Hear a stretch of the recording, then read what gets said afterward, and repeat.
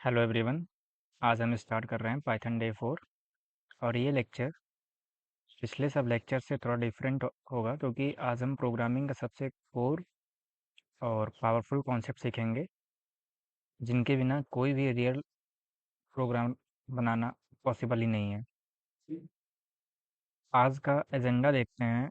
Logical operators देखेंगे जो होते हैं एंड और नॉट। मेंबरशिप ऑपरेटर्स देखेंगे। आइडेंटिटी ऑपरेटर्स देखेंगे। कंट्रोल फ्लो स्टेटमेंट का ओवरव्यू देखेंगे। सिलेक्शन स्टेटमेंट देखेंगे।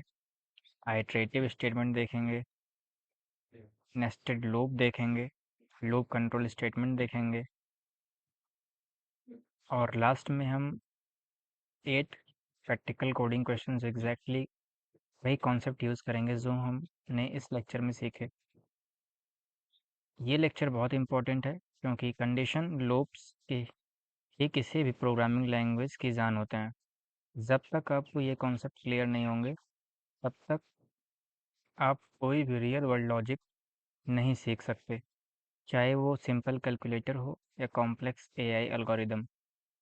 इसलिए इस वीडियो को पूरा ध्यान से देखना। और मैं स्ट्रांगली रिकमेंड करूँगा कि आप साथ साथ अपने कंप्यूटर पे कोड भी लिखते जाएं। चलिए शुरू करते हैं।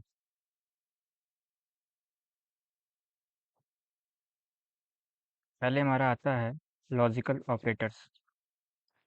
It is used to combine two और more conditions. It returns boolean value true और false, commonly used with if else, while decision making statements। Table आप देख सकते हैं। ये ऑपरेटर्स बहुत इंपॉर्टेंट हैं क्योंकि इनका इनका यूज़ हम दो या दो से ज़्यादा कंडीशन को कंबाइन करने के लिए करते हैं। जैसे रियल लाइफ में हम कहते हैं अगर मौसम अच्छा है एंड मेरे पास टाइम है तो मैं घूमने जाऊंगा। यहाँ दो कंडीशन है, मौसम अच्छा होना और टाइम होना, और दोनों कंडीशन एक साथ चेक हो रही हैं एंड के थ्रू। पाइथन में भी बिल्कुल यही कॉन्सेप्ट है। Logical operators Boolean value return करते हैं, इस मतलब हमेशा ट्रू या फॉल्स। ये ज़्यादातर इफ इफ एल्स फाइल जैसे डिसीजन मेकिंग स्टेटमेंट के साथ यूज़ होते हैं, जो हमें आज का लेक्चर में आगे डिटेल से सीखने वाले हैं। चलिए अब तीन लॉजिकल ऑपरेटर्स को डिटेल में समझते हैं। पहला है logical and operator. True return करता है सिर्फ जब दोनों कंडीशंस ट्रू हों। अगर एक भी कंडीशंस फॉल हो पूरा रिजल्ट फॉल्स हो जाता है। सोचो, अगर आपके घर का दरवाज़ा खोलने के लिए दो कंडीशन होनी चाहिए, सही की होनी चाहिए एंड दरवाज़ा लॉक्ड ना हो। अगर दोनों सही हैं तभी दरवाज़ा खुलेगा। अगर चाबी गलत है या दरवाज़ा ऑलरेडी अनलॉक्ड नहीं है तो दो में से एक भी फेल हो गया तो दरवाज़ा नहीं खुलेगा।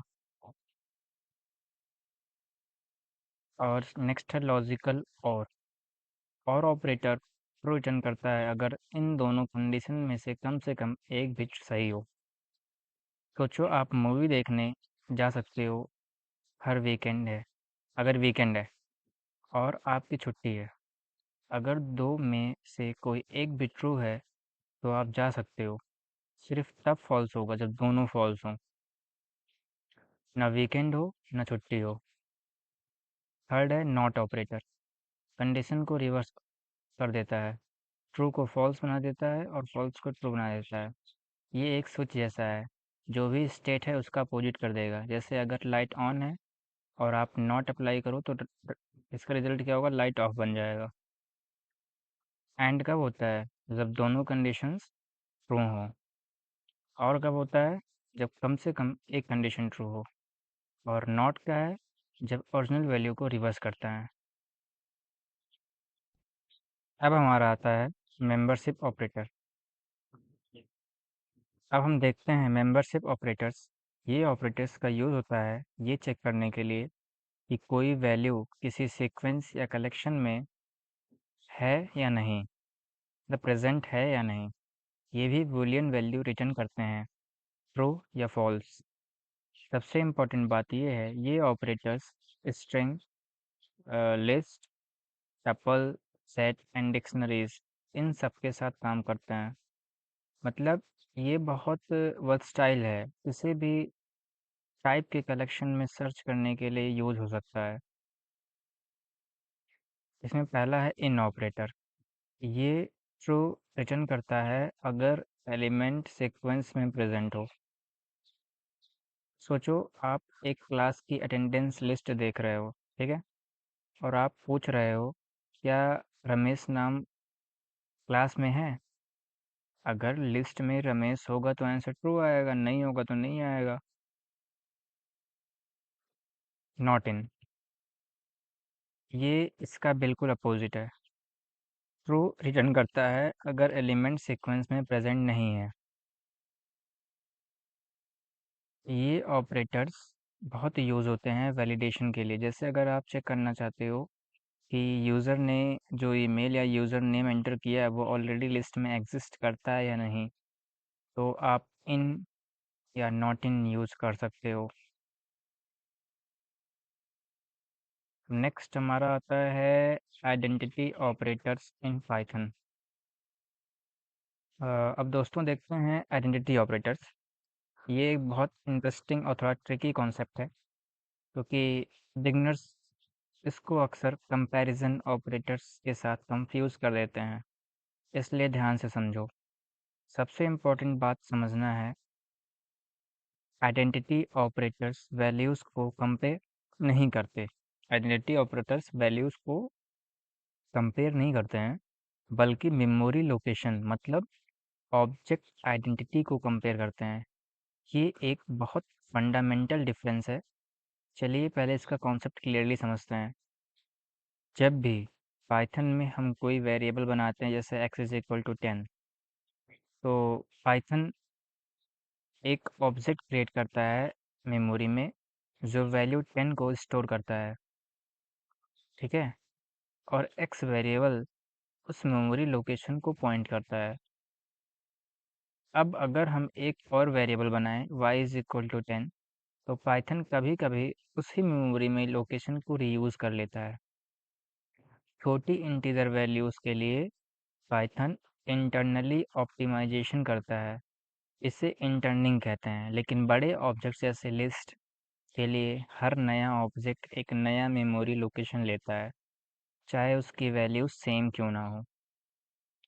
Types of identity operators, first is true return करता है अगर दोनों वेरिएबल्स सेम ऑब्जेक्ट को रिफर करते हैं, मतलब सेम मेमोरी लोकेशन।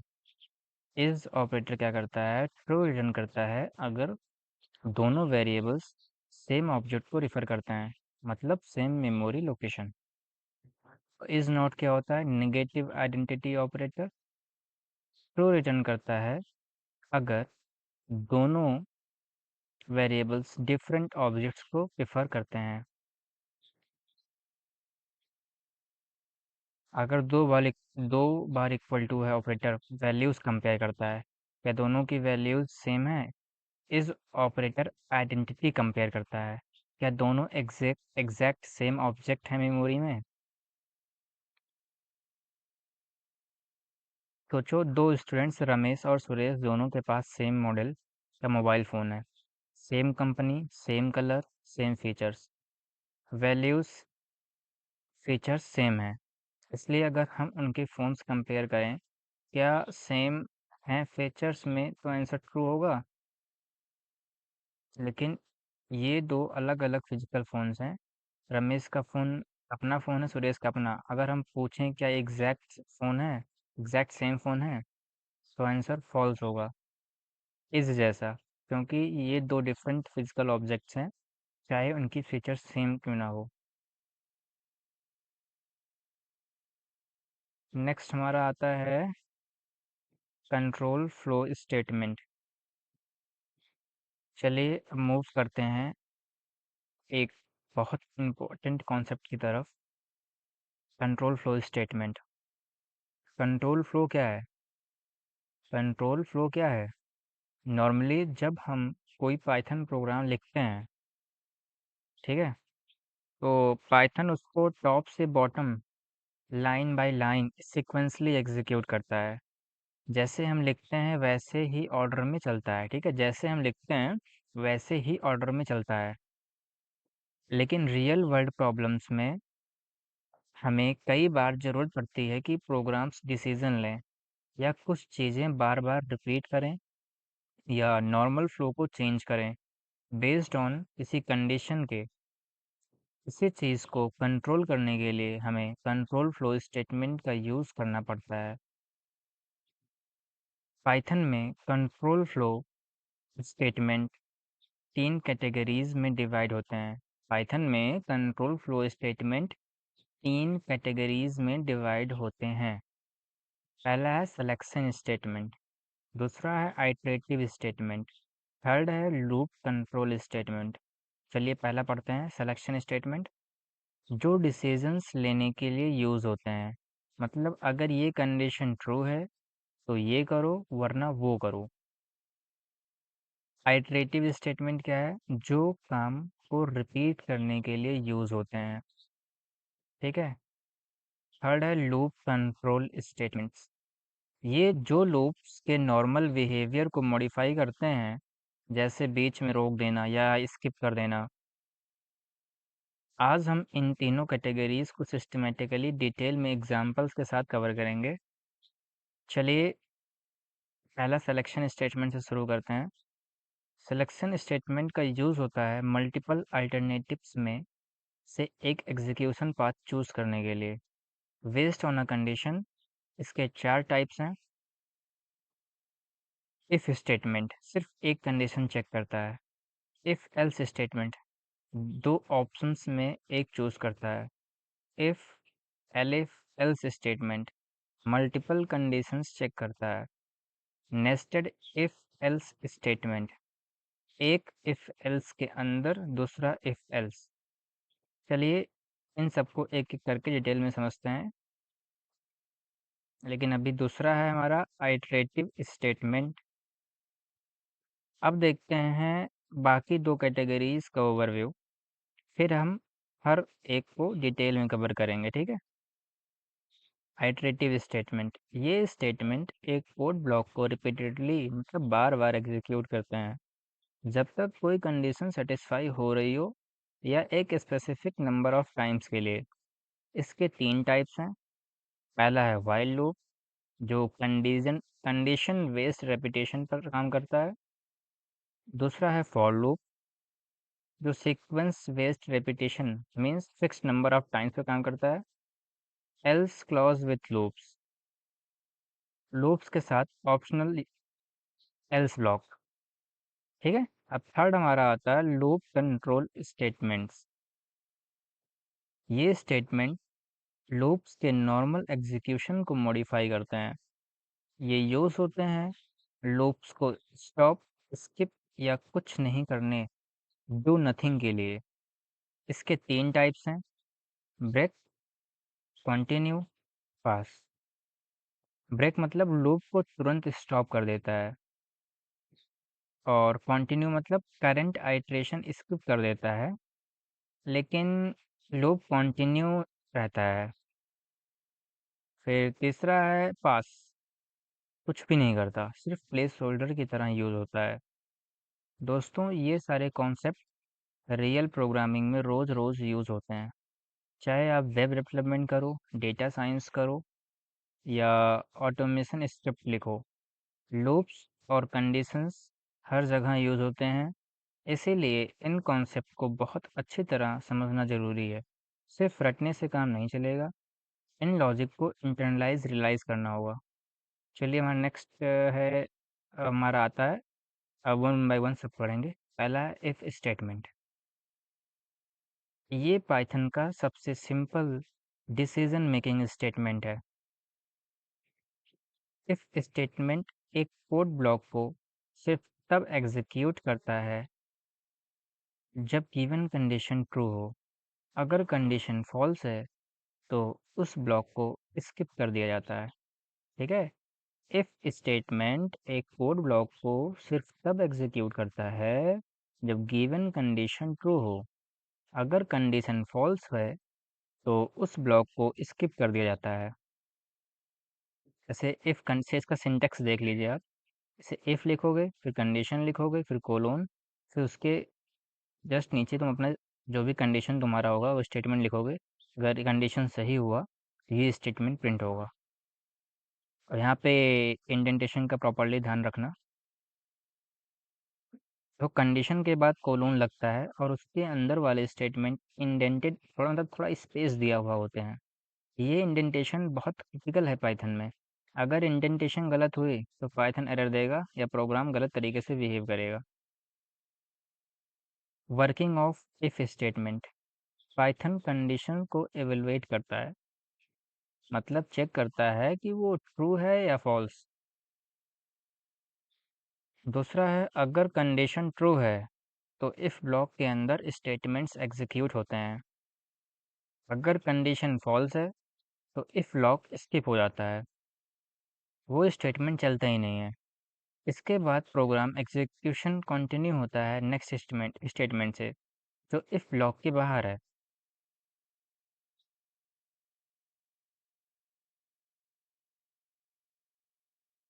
पाइथन में इंडेंटेशन क्यों इंपॉर्टेंट है ये बात जान लीजिए आप। जैसे बहुत लैंग्वेजेस में जैसे सी, जावा, और ब्लॉक्स को कर्ली ब्रेसेस से डिफाइन करते हैं, लेकिन पाइथन इंडेंटेशन स्पेसिंग यूज करता है ब्लॉक्स डिफाइन करने के लिए। इसीलिए अगर आप गलत इंडेंटेशन करोगे तो इंडेंटेशन एरर आएगा या वर्स कोड गलत लॉजिक फॉलो करेगा बिना एरर दिए भी। इसलिए हमेशा कंसिस्टेंट इंडेंटेशन यूज करना, या तो स्पेसिस तो टैब्स दोनों मिक्स मत करना। नेक्स्ट हमारा आता है इफ एल्स स्टेटमेंट।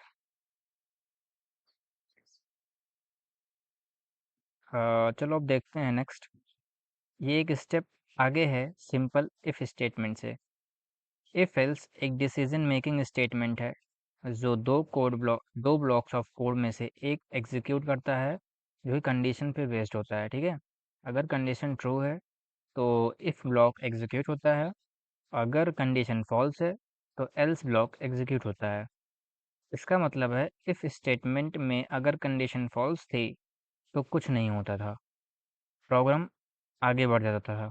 लेकिन इफ एल्स में अगर कंडीशन फॉल्स है तो कुछ भी स्पेसिफिक होगा, एल्स वाला ब्लॉक एग्जीक्यूट होगा। इसका सिंटेक्स आप देख लो। आपने इफ लिखा, कंडीशन लगाओगे, कोलोन स्टेटमेंट, फिर else colon statement. Properly indentation follow होना चाहिए, वरना फिर आप जानना। Working of if else statement. Python condition check करता है, अगर ट्रू है तो इफ ब्लॉक एग्जीक्यूट होता है, अगर फॉल्स है तो एल्स ब्लॉक एग्जीक्यूट करता है। सिर्फ एक ब्लॉक एग्जीक्यूट होता है, कभी दोनों नहीं, और कभी भी कोई नहीं। अनलाइक सिंपल इफ जहाँ कोई भी ब्लॉक एग्जीक्यूट ना हो सकता था। चलिए मैं आपको एग्जांपल बताता हूँ, सुनो आप। ऐसे आपने टाइप किया एज इज इक्वल टू 15। ठीक, अगर आपकी एज 18 से ज़्यादा है तो आप प्रिंट करोगे you are eligible to vote. ठीक, फिर एल्स कंडीशन में लगाते हैं print you are not eligible to vote. यहाँ एज 15 हमने लिया है, ठीक है, वेरिएबल में। और कंडीशन क्या लगा कि 15 तो भाई छोटा है 18 से, तो कंडीशन हमारी फॉल्स हो गई। इसलिए इफ ब्लॉक स्किप होगा और एल्स ब्लॉक एग्जीक्यूट होगा। You are not eligible to vote. अगर आपकी एज 20 लिखी होती आपने वहाँ पे 15 की जगह, तो ऑब्वियस है इफ वाला स्टेटमेंट प्रिंट होता, you are eligible to vote. Next हमारा आता है if elif else statement in Python. अब देखते हैं इफ एलिफ एल्स स्टेटमेंट। ये तब यूज होता है जब हमें मल्टीपल, दो से ज़्यादा कंडीशंस चेक करनी हो। If elif else statement Python पे को कंडीशंस टॉप से बॉटम, ऊपर से नीचे इवेलुएट करने देता है। जैसे ही कोई एक कंडीशन ट्रू मिलती है, उसका करस्पॉन्डिंग ब्लॉक एग्जीक्यूट होता है और बाकी सारे कंडीशंस स्किप हो जाती हैं, चाहे वो भी ट्रू होती। अगर कोई भी कंडीशन ट्रू नहीं हुई तो एल्स ब्लॉक एग्जीक्यूट होता है। आपके सामने सिंटेक्स दिया हुआ है, जैसे इफ कंडीशन वन कोलोन, फिर उसका स्टेटमेंट, फिर condition two, condition three, else. Proper indentation mandatory है पाइथन में।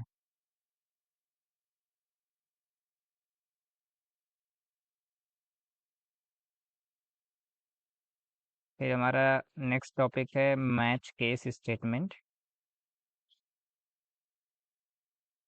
अब देखते हैं एक नया और modern feature, match case statement. ये स्टेटमेंट पाइथन 3.1 में इंट्रोड्यूस हुआ था। मतलब ये एक रिलेटिवली न्यू एडिशन है पाइथन में। ये पैटर्न मैचिंग स्टेटमेंट है जो एक वैल्यू को मल्टीपल केसेस के साथ के अगेंस्ट कंपेयर करता है, और जो केस मैच करे उसका ब्लॉक एग्जीक्यूट करता है। अगर आप सी, जावा या जावा स्क्रिप्ट से आए हो तो ये बिल्कुल स्विच केस स्टेटमेंट जैसा है जो उन लैंग्वेजेस में होता है। आप सिंटेक्स पर एक बार देख लीजिए, यहाँ पे लिखा हुआ है match expression, case value one, case value two, case value three, default case, फिर अंडरस्कोर डिफ़ॉल्ट केस की तरह काम करता है। एक स्पेशल सिंबल है जो डिफ़ॉल्ट केस की तरह काम करता है। मतलब अगर कोई भी केस मैच नहीं होता तो केस अंडरस्कोर मतलब नीचे वाला डिफ़ॉल्ट केस वाला ब्लॉक एग्जीक्यूट होगा।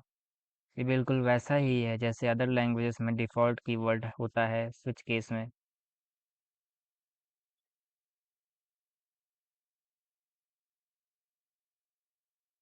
अब हमारा आता है व्हाइल लूप।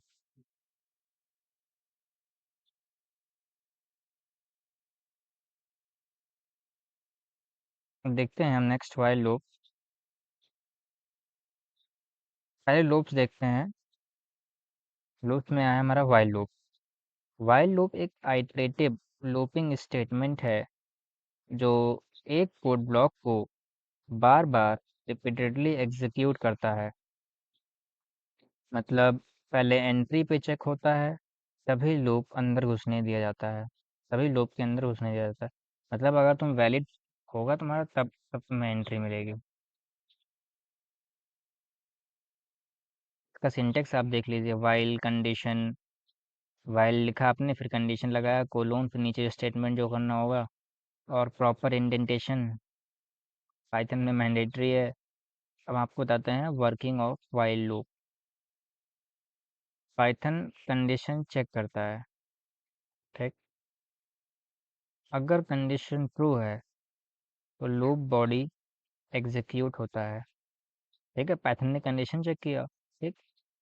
अगर कंडीशन ट्रू है तो लूप बॉडी एग्जीक्यूट होता है, और फिर एग्जीक्यूशन के बाद कंडीशन वापस चेक होती है। ये प्रोसेस रिपीट होता है जब तक कंडीशन फॉल्स ना हो जाए। मतलब दौड़ते रहो, चलते रहो, जब तक तुम गलत रास्ते अपना रहे हो, तब मत रुकना। जब कंडीशन फॉल्स हो जाती है तो लूप टर्मिनेट खत्म हो जाता है। ऐसे बर्बाद हुए तो तुम भी खत्म ही समझो। चलिए एक सिंपल एग्जांपल देखते हैं। नंबर 1 से 5 तक प्रिंट करना, ठीक है। आप ध्यान से सुनो सिर्फ मेरी बात को। आपने लिखा आई इज इक्वल टू वन, फिर एंटर प्रेस के नीचे वाइल, फिर हमने कंडीशन लिखा आई इज लेस देन और आई इज ग्रेटर देन और इक्वल टू 5 होना चाहिए, ठीक है। अब प्रिंट करेंगे आई को, नहीं आई लेस देन होगा और इक्वल टू 5 होगा, ठीक है। प्रिंट आई, फिर I plus equal to I one. चलिए इस कोड को step by step dry run करते हैं, मतलब मैन्युअली ट्रेस करते हैं कि पाइथन इसको कैसे एग्जीक्यूट करेगा। स्टेप वन में क्या होगा, आई की वैल्यू क्या है, वन। कंडीशन क्या है हमारा, आई इज लेस देन और इक्वल टू 5, तो ट्रू हो जाएगा, तो हमारा प्रिंट होगा आई, वन प्रिंट हुआ।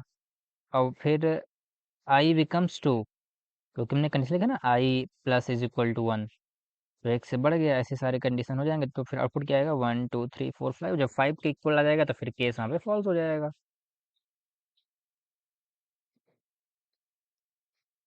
ये ड्राई रन टेक्निक बहुत इंपॉर्टेंट है। जब आप खुद कोड लिखोगे और वो एक्सपेक्टेड रिजल्ट नहीं देगी, तो इसी तरह मैन्युअली ट्रेस करके आप डिबग कर सकते हो। एक बहुत इंपॉर्टेंट वार्निंग आपको था इन्फिनाइट लूप का। अगर आप I plus is equal to one वाली लाइन भूल जाते हो तो क्या होगा? चलिए देखते हैं। तो ये इन इस केस में आई की वैल्यू कभी बढ़ेगी ही नहीं, हमेशा एक ही रहेगा, इसलिए कंडीशन हमेशा ट्रू रहेगी और लूप कभी ख़त्म नहीं होगा। ये इनफिनाइट लूप बन जाएगा। प्रोग्राम हमेशा one one one one one print करता रहेगा बिना रुकने के, जब तक आप फोर्स स्टॉप ना करो कंट्रोल प्लस सी दबाकर। इसीलिए व्हाइल लूप लिखते वक्त हमेशा ध्यान रखो कि लूप के अंदर ऐसा कुछ होना चाहिए जो इवेंचुअली कंडीशन को फॉल्स बना दे। ये इन्फिनाइट लूप बन जाएगा। ठीक है। हम्म, मतलब अगर नहीं रखो तो इन्फिनाइट लूप बन जाएगा। नेक्स्ट हमारा आता है फॉर लूप। फॉर लूप पता है हमारा। अब देखते हैं, ये पाइथन का सबसे ज़्यादा यूज़ होने वाला लूप है। फॉर लूप एक आइटरेटिव स्टेटमेंट है। ठीक है, जो कोड ब्लॉक को एक fix number of times execute करता है। जो कोड ब्लॉक को एक फिक्स नंबर ऑफ टाइम्स में एग्जीक्यूट करता है, ये ज़्यादातर यूज़ होता है सीक्वेंसेस पे आइटरेट करने के लिए, जैसे string, list, tuple, set, dictionaries और रेंजेस। ये भी एंट्री कंट्रोल्ड लूप है, क्योंकि आइटरेशन तभी भी स्टार्ट होती है जब पहले सीक्वेंस चेक हो चुकी हो। ठीक है, सिंटेक्स आप देख लो। फॉर लिखा, फिर वेरिएबल, फिर इन सीक्वेंस स्टेटमेंट लिखा आपने। वर्किंग क्या है फॉर लूप का? पाइथन सीक्वेंस का पहला स्टेट एलिमेंट सेलेक्ट करता है। ठीक है, पहला एलिमेंट सेलेक्ट करेगा, वो एलिमेंट लूप वेरिएबल को असाइन हो जाता है। लूप के अंदर स्टेटमेंट्स एग्जीक्यूट होते हैं। ठीक है, पाइथन नेक्स्ट एलिमेंट पे मूव करता है। ये प्रोसेस कंटिन्यू होता है जब तक सारे एलिमेंट्स प्रोसेस ना हो जाएं। चलिए अब एक सिंपल एग्जांपल देखते हैं। एक लिस्ट पे आइटरेट करना है हमें। ठीक है, आप ध्यान से सुनना। हमने लिखा फ्रूट्स इज इक्वल टू, सब मैं जितना बोल रहा था आप सुनो। चलिए हम टाइप कर रहे हैं fruits is equal to square bracket, inverted commas में एप्पल, इनवर्टेड में क्लोज, फिर कॉमा, बनाना लिखेंगे इनवर्टेड कॉमास में, कॉमा, फिर लिखेंगे मैंगो, स्क्वायर ब्रैकेट क्लोज। फिर नीचे लाइन में लिखेंगे for fruit in fruits, print fruit. ठीक है, तो हमारा आउटपुट आएगा एप्पल, बनाना, मैंगो। देखो कितना सिंपल है। For loop automatically her element को फ्रूट वेरिएबल में डाल देता है एक एक करके, और हर बार लूप बॉडी एग्जीक्यूट होती है। स्ट्रिंग पे भी फॉर लूप काम करता है, क्योंकि स्ट्रिंग भी एक सीक्वेंस है कैरेक्टर्स की तरह। For char in Python, print char, PYTHON print हो जाएगा। हर कैरेक्टर को एक एक करके प्रिंट कर देता है। अब देखते हैं range function. Commonly for loop के साथ यूज होता है नंबर्स की सीक्वेंस जनरेट करने के लिए। इसका सिंटेक्स है range, start, stop, step. Parameters क्या हैं इसके? से स्टार्ट मतलब शुरुआत value, starting value. Default is equal to zero, अगर स्पेसिफाई ना करो तो डिफ़ॉल्ट जीरो रहेगा, जीरो मांग जाए। और स्टॉप क्या रहेगा? And value. ये एक्सक्लूड होता है, मतलब इस वैल्यू तक नहीं पहुंचता, इससे पहले तक जाता है। Step, increment, decrement value, default is equal to one. ये स्टॉप एक्सक्लूडेड वाला पॉइंट बहुत इंपॉर्टेंट है, इसको ध्यान से समझो। बहुत स्टूडेंट्स यहाँ कंफ्यूज हो जाते हैं। चलिए एग्जांपल्स देखते हैं। फॉर आई इन रेंज, आपने 5 लिखा, कोलोन प्रिंट आई।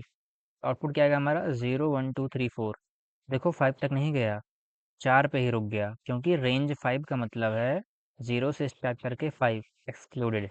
5 इसमें मतलब 5 को 5 एक्सक्लूड रहेगा, मतलब 0 1 2 3 4 ही प्रिंट होगा।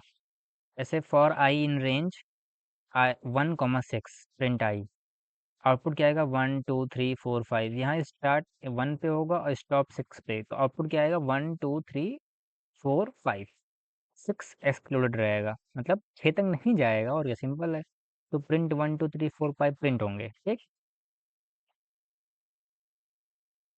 फिर हमने लिखा for I in range 1 10 2 print I, इसका आउटपुट आएगा 1 3 5 7 9, यहाँ स्टेप 2 है, स्टेप इज इक्वल टू 2 लिखा है, मतलब हर बार 2 ऐड होगा, पहले 1 फिर 1 + 2 3, फिर 3 + 2 5, ऐसे चलता रहेगा जब तक 10 तक ना पहुँच जाए और 10 एक्सक्लूडेड रहेगा।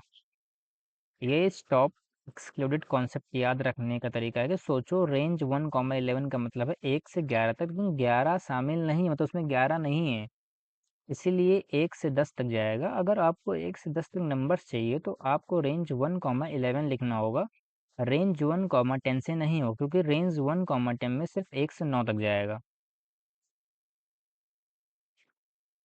अब हमारा आता है फॉर लूप विथ एल्स।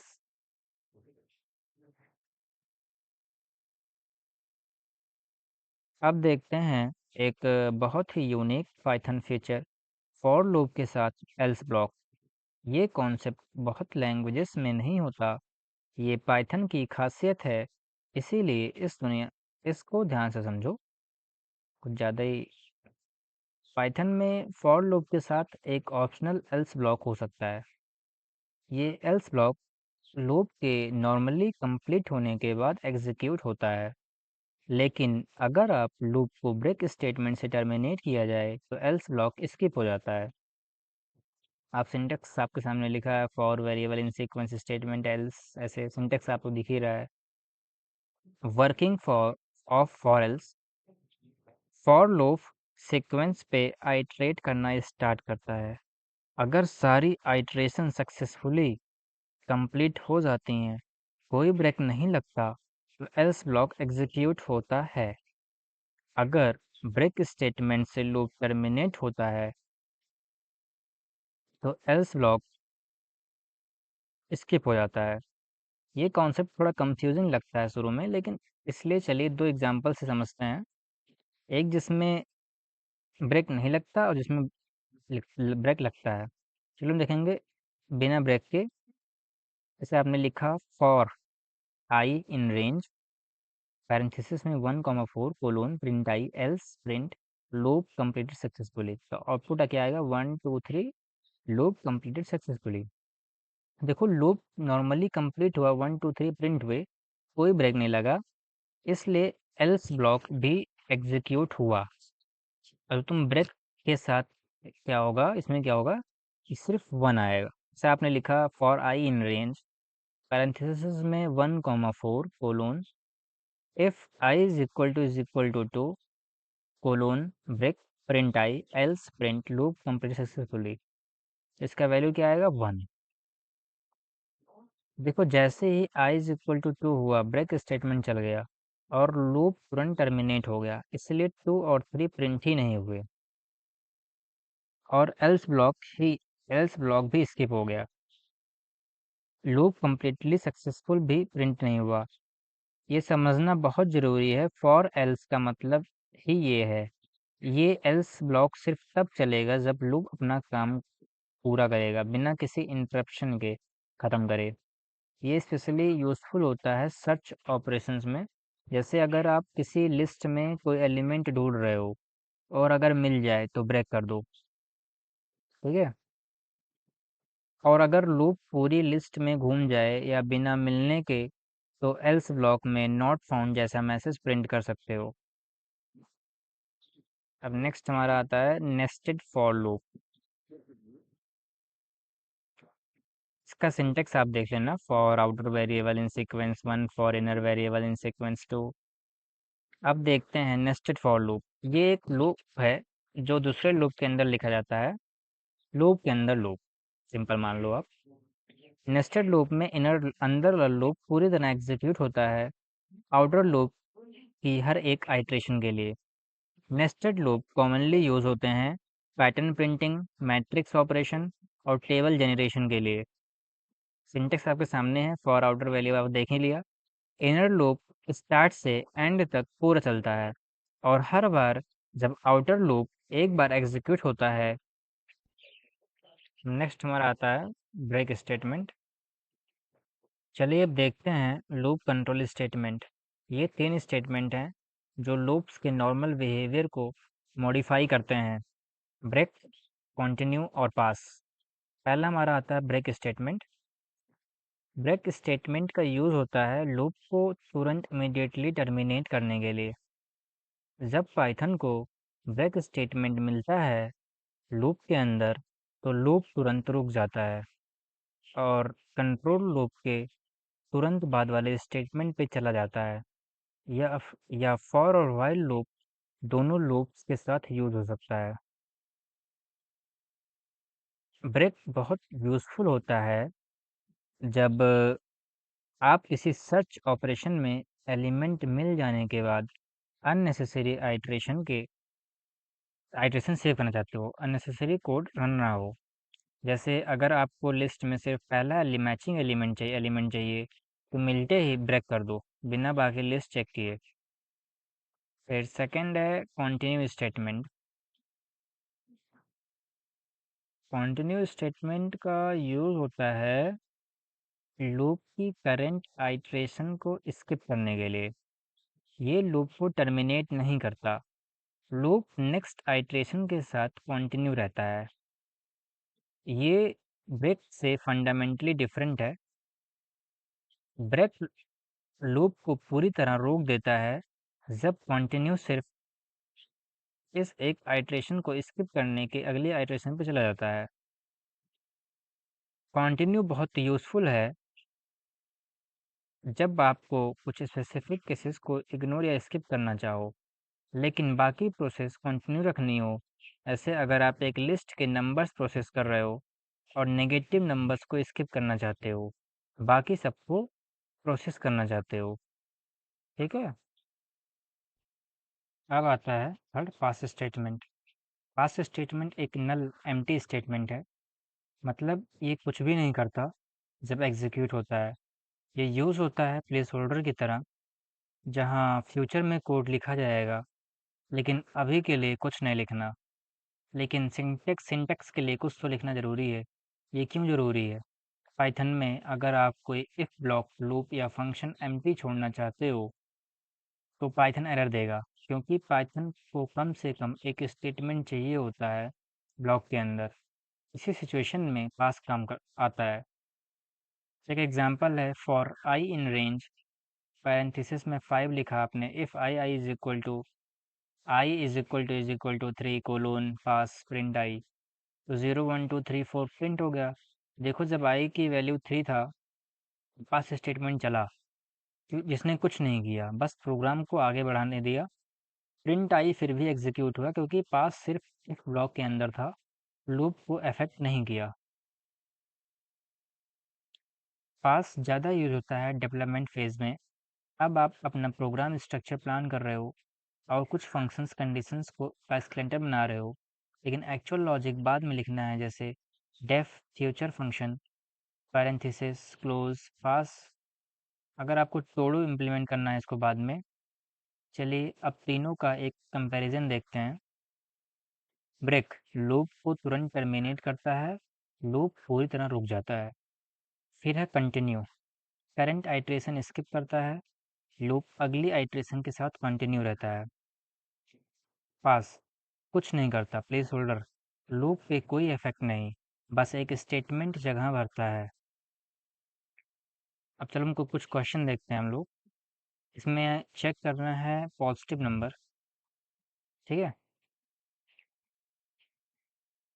चलिए अब कुछ क्वेश्चन पे मूव करते हैं जो लेक्चर के प्रैक्टिकल सेक्शन की तरफ, जहाँ हम 8 कोडिंग क्वेश्चन सॉल्व करेंगे। जो हमने अभी तक सीखे हुए कॉन्सेप्ट यूज़ करेंगे। ये सेक्शन बहुत इंपॉर्टेंट है क्योंकि थ्योरी के साथ प्रैक्टिकल होना ज़रूरी है, ताकि कॉन्सेप्ट पक्के हो सकें। Question 1, check positive number.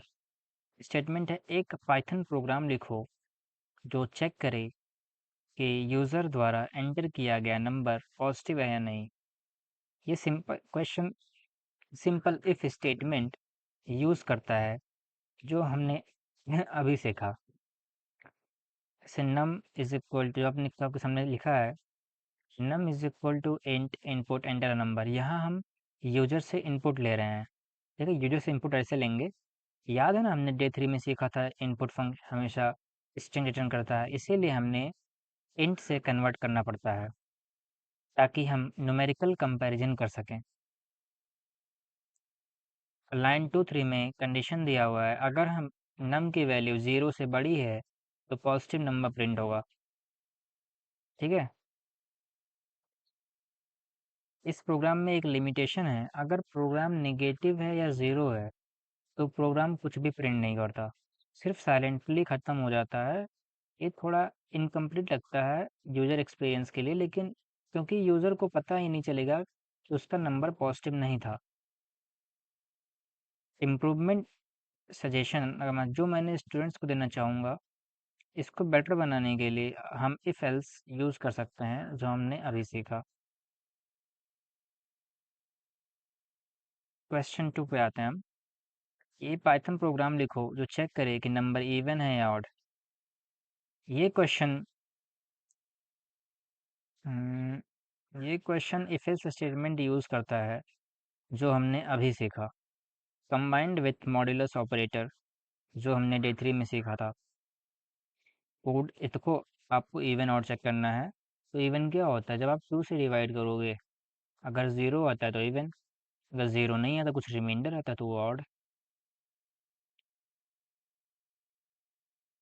आप कोडिंग देख लीजिए, इसे कोड देख लीजिए, आप सामने यहाँ पे लिखा हुआ है।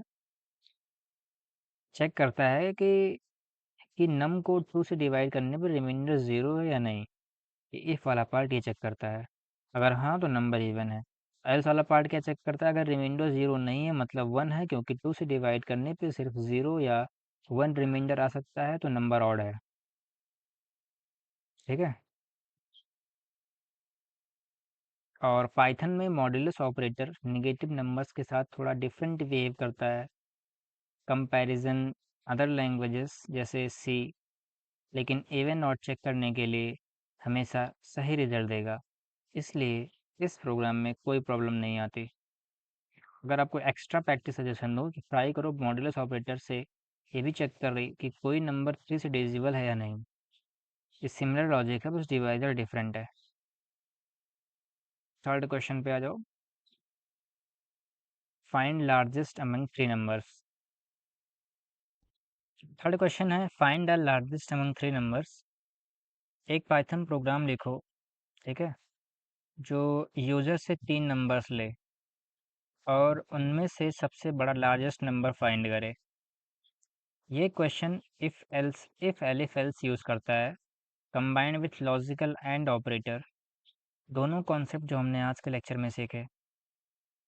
तो लॉजिक समझते हैं। 3 नंबर्स में एक लार्जेस्ट ढूंढने का लॉजिक क्या है। अगर ए दोनों मतलब बी और सी से बड़ी है तो ए लार्जेस्ट है। ठीक है, अगर ए दोनों दो नंबर कौन से हैं, तो 3 नंबर हैं ए बी सी। अगर ए बड़ा है बी और सी से तो ए बड़ा हुआ, ए लार्जेस्ट है। अगर ए लार्जेस्ट नहीं है तो चेक करो, अगर बी सी से बड़ी है तो बी लार्जेस्ट है। अगर दोनों ऊपर वाले फॉल्स हैं तो मतलब सी ही लार्जेस्ट होना चाहिए, एलिमिनेशन टेक्निक लगा के। ठीक है, if a and if a is greater than b and a is greater than c and logical operator use हुआ है जो हमने इस लेक्चर में सीखा था। ये चेक करता है कि दोनों कंडीशन ट्रू हो, ए बी से भी बड़ी हो एंड ए सी से भी बड़ी हो। अगर दोनों ट्रू हैं तो तभी ए लार्जेस्ट है। Elif B is greater than C, अगर पहली कंडीशन फॉल्स थी मतलब ए लार्जेस्ट नहीं था, तो अब चेक करते हैं कि बी सी से बड़ी है या नहीं। अगर हाँ तो बी लार्जेस्ट है। एल्स प्रिंट लार्जेस्ट सी, अगर दोनों ऊपर वाले कंडीशंस फॉल्स हैं तो लॉजिकली सी ही लार्जेस्ट होगा, क्योंकि हमें पता है ए लार्जेस्ट नहीं है और बी भी लार्जेस्ट नहीं है, मतलब बी सी से छोटी है, इसीलिए सी सबसे बड़ी होनी चाहिए।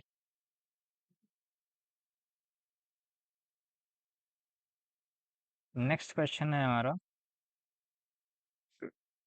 Print numbers from 1 to 10 while loop.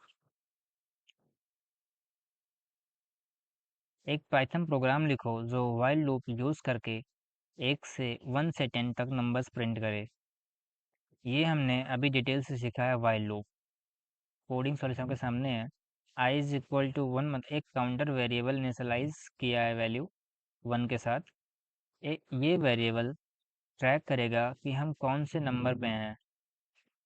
while i is less than और इक्वल टू 10 कंडीशन है कि जब तक i 10 से छोटी या बराबर है लूप चलता रहेगा। Print i current value of i print होती है। i plus is equal to 1 ये बहुत इंपॉर्टेंट लाइन है। ये i की वैल्यू को 1 से बढ़ा देता है हर आइट्रेशन में।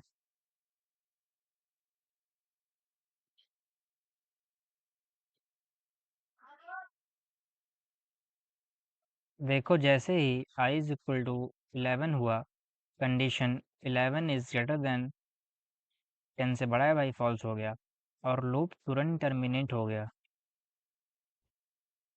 एक अच्छा एक्सरसाइज हम बता रहे हैं इसी प्रोग्राम को फॉर लूप से भी लिख के दिखाओ ताकि कंपेयर कर सकें। For I in range parenthesis में 1,11 प्रिंट आई। देखो कितना शॉर्टर है। ये दिखाता है कि जब हमें फिक्स्ड नंबर ऑफ आइट्रेशन चाहिए तो फॉर लूप ज़्यादा कंसाइज और क्लीन होता है, जबकि वाइल लूप तब बेटर होता है जब हमें कंडीशन बेस्ड रेपिटेशन चाहिए जिसकी एग्जैक्ट काउंट पहले से पता ना हो। नेक्स्ट क्वेश्चन है हमारा sum of first N natural numbers. एक पाइथन प्रोग्राम लिखो जो वाइल लूप यूज करके पहले एन नेचुरल नंबर्स का सम फाइंड करे। वाइल लूप साथ में एक एक्यूमुलेटर वेरिएबल का कॉन्सेप्ट जो वैल्यूज को कलेक्ट करता है। कोड आपके सामने है। फर्स्ट लाइन में n is equal to int input, ठीक है, एंटर अ नंबर। यूजर से n की वैल्यू लेते हैं जो बताएगी कि कितने नंबर्स तक सम करना है। i is equal to 1 counter variable जब करंट नंबर ट्रैक करेगा। टोटल 0 ये एक बहुत इंपॉर्टेंट कॉन्सेप्ट है। एक्यूमुलेटर वेरिएबल ये वेरिएबल रिजल्ट को कलेक्ट करेगा। इसको हमेशा 0 से इनिशियलाइज करते हैं क्योंकि अभी तक कोई एडिशन नहीं हुई है, ठीक है। while i is less than और इक्वल टू n जब तक i n से छोटी या बराबर है लूप चलेगा। Total plus is equal to i ये करंट i की वैल्यू को टोटल में ऐड कर देता है। ये शॉर्टकट है, ठीक है। i plus is equal to 1 counter को बढ़ाता है, प्रिंट करेगा। लूप खत्म होने के बाद फाइनल टोटल प्रिंट होता है। ध्यान दो ये लूप लाइन लूप के बाहर है। इंडेंटेशन चेक करो, इसलिए ये सिर्फ एक बार लूप खत्म होने के बाद एग्जीक्यूट होगी। आप ड्राई रन करके इसको चेक कर सकते हैं। ये एक्यूमुलेटर पैटर्न बहुत इंपॉर्टेंट है प्रोग्रामिंग में। जहाँ भी आपको मल्टीपल वैल्यूज को कलेक्ट करके एक फाइनल रिजल्ट बनाना हो, जैसे सम, प्रोडक्ट, काउंट या कोई लिस्ट बिल्ड करनी हो, आप एक वेरिएबल को स्टार्टिंग वैल्यू से इनिशियलाइज करते रहो। जैसे सम के लिए 0, प्रोडक्ट के लिए 1, और लूप के अंदर यूज कॉन्टिन्यूसली अपडेट करते रहो, ठीक है। और लूप के अंदर उसे कॉन्टिन्यूसली अपडेट करते रहो। एक एक अच्छा एक्सटेंशन एक्सरसाइज स्टूडेंट के लिए इसी लॉजिक को मॉडिफाई करके प्रोडक्ट निकालने के लिए ट्राई करो। बस टोटल इज इक्वल टू 0 की जगह टोटल इज इक्वल टू 1 कर देना करना होगा, क्योंकि मल्टीप्लिकेशन का स्टार्टिंग पॉइंट 1 होना चाहिए, 0 नहीं, वरना सब कुछ 0 हो जाएगा। नेक्स्ट क्वेश्चन है हमारा क्वेश्चन नंबर 6 मल्टीप्लिकेशन टेबल। एक पाइथन प्रोग्राम लिखो जो फॉर लूप यूज करके एक दिए गए नंबर की मल्टीप्लिकेशन टेबल प्रिंट करे, ठीक है। यहाँ पे फॉर लूप, रेंज फंक्शन और प्रिंट फंक्शन का मल्टीपल वैल्यूज वाला यूज जो हमने डे 3 में सीखा था। नम इनपुट यूजर से वो नंबर लेते हैं जिसको टेबल प्रिंट करनी है। फॉर आई इन रेंज 1,11 याद है ना, हमने सीखा था स्टॉप एक्सक्लूडेड होता है। तो रेंज 1 से 11 मतलब 1 से 10 तक। ये एग्जैक्टली 10 आइट्रेशन चलेगा जो टेबल के लिए परफेक्ट है। 1 से 10 मल्टीप्लाई करे। प्रिंट वाला ऑप्शन आप देख ही रहे हो। ये प्रिंट स्टेटमेंट में मल्टीपल वैल्यूज एक साथ प्रिंट हो रही है, कॉमा से सेपरेट करके। याद है ना, डे 3 में हमने डिस्कस किया था कि प्रिंट फंक्शन मल्टीपल वैल्यूज ले सकता है और डिफ़ॉल्ट में उनके बीच स्पेस आता है, सेप डिफ़ॉल्ट होने की वजह से।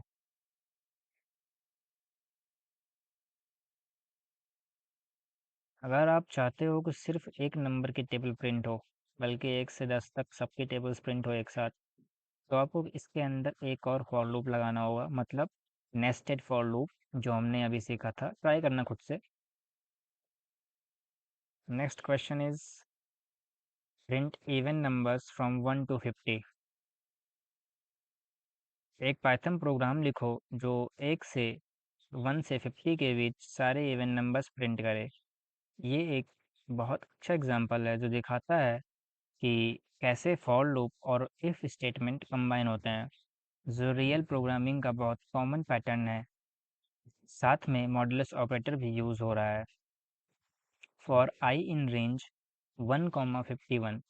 यहाँ ध्यान दो, रेंज 1,51 दिया है, ना कि रेंज 1,50, क्योंकि हमें 50 तक 50 तक नंबर चाहिए, इसलिए हमें 51 लिखना पड़ा ताकि 51 भी सामने एक्स दबा इंक्लूड हो जाए। ये एक बहुत कॉमन मिस्टेक होती है बिगनर्स की। ऑफ बाई वन एरर कहते हैं इसे। If one modulus two is equal to zero check करता है कि करंट नंबर इवन है या नहीं, जो हमने क्वेश्चन 2 में भी यूज किया था। प्रिंट आई, अगर इवन है तो प्रिंट करो। ये पैटर्न लूप के अंदर इफ कंडीशन चेक करके सेलेक्टिविटी प्रिंट करना बहुत इंपॉर्टेंट है, क्योंकि इसका यूज होता है फिल्टरिंग करने के लिए। मतलब एक बड़ी लिस्ट रेंज में सिर्फ वो एलिमेंट्स निकालना जो स्पेसिफिक कंडीशन सेटिस्फाई करते हो। चलिए छोटी रेंज के साथ ड्राई रन करते हैं समझाने के लिए। 1 से 10 तक, पूरी 50 तक करने में बहुत टाइम लग जाएगा ड्राई रन। अब ड्राई रन करते रहिएगा और आपको एक आइडिया और नंबर्स प्रिंट करना, बस कंडीशन को मॉडिफाई कर देना। नॉट इक्वल टू जीरो कर देना, और क्या, I modulus two not equal to zero. Next question है हमारा,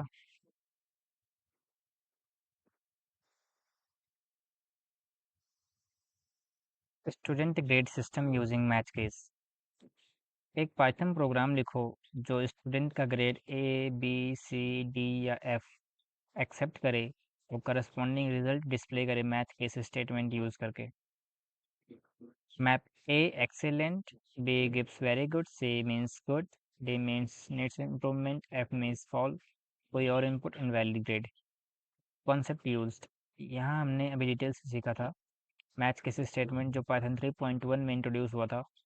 कोड इंस्टॉलेशन आपके सामने आप देख सकते हैं। ये पहला लाइन जो है, हमने यूजर से इनपुट लिया है और उसके तुरंत बाद डॉट अपर मेथड चेंज कर रहे हैं। ये डॉट अपर मेथड स्ट्रिंग को ऑटोमेटिकली अपर केस ब्रैकेट में कन्वर्ट कर देता है।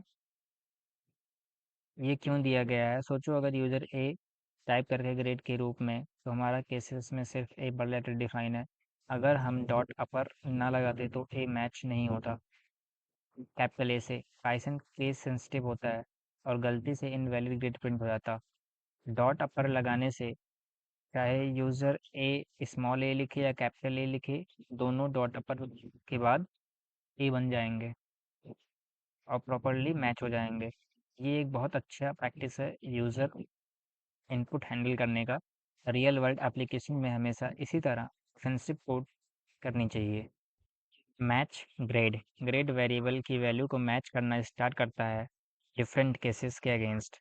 अगर केस एक्स एक स्पेसिफिक वैल्यू चेक करता है और अगर मैच होता है, के नीचे वाला प्रिंट स्टेटमेंट एग्जीक्यूट होता है।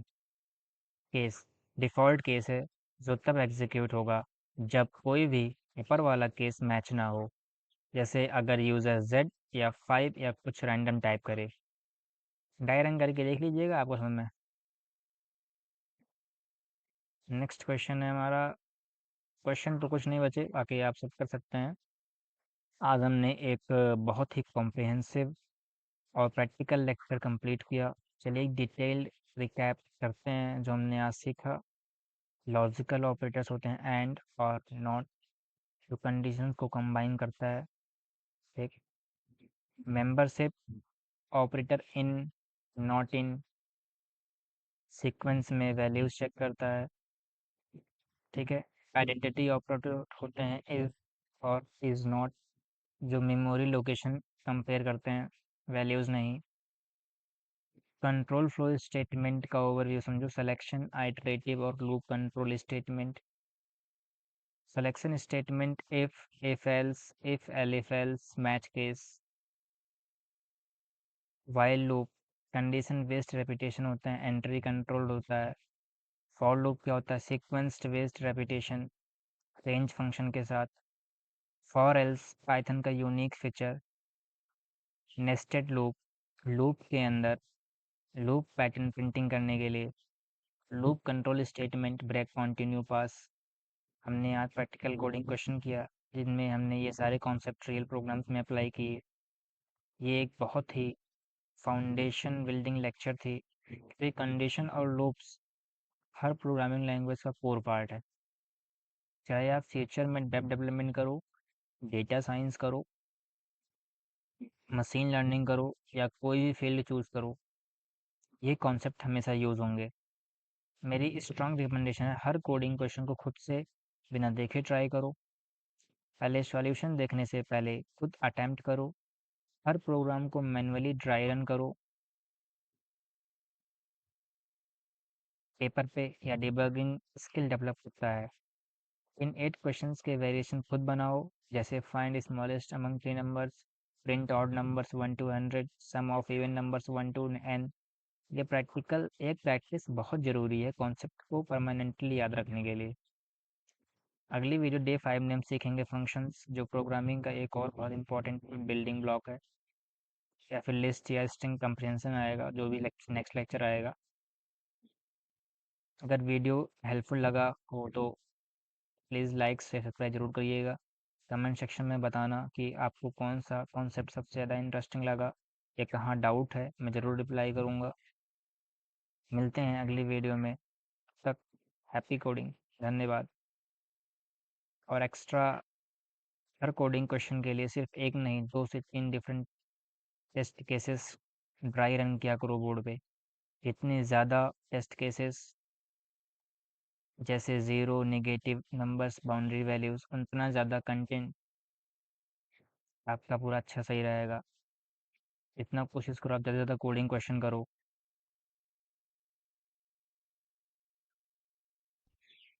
चलिए फिर नेक्स्ट लेक्चर में मिलते हैं। Thanks for watching. Take care.